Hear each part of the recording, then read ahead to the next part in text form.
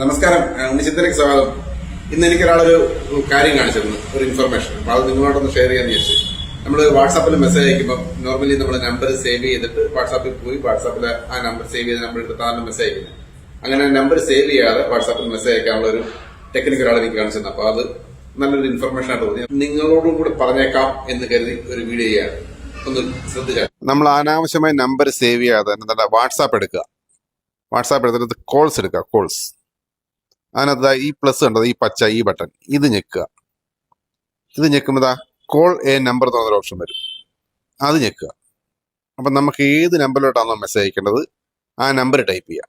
For example 94472222 number അടിച്ചിട്ട് നമുക്ക് ഈ നമ്പറിലേക്കാണ് മെസ്സേജ് അയക്കണമെങ്കിൽ ആ നമ്പറിൽ വാട്സാപ്പ് ഉണ്ടെങ്കിൽ ഇവിടെ കാണിക്കും.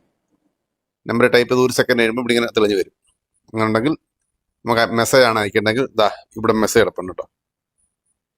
നിൽക്കുക, ഇവിടെ നമ്മൾ മെസ്സേജ് ചെയ്യുന്നത് ആവശ്യമുള്ള മെസ്സേജ് അയക്കുക, നമ്മൾ അയക്കുക. ഞാൻ നേരത്തെ അയച്ചിട്ടുള്ളതുകൊണ്ടാണ് ഇത് കിടക്കുന്നത്. അങ്ങനെ അയക്കുക. പിന്നെല്ലാം സാധാരണ രീതി തന്നെ. ഓക്കെ, ക്ലിയർ ആയോ? വീഡിയോ മനസ്സിലായെങ്കിൽ, ഇഷ്ടപ്പെട്ടുവെങ്കിൽ ഒരു ലൈക്ക് ചെയ്യുക.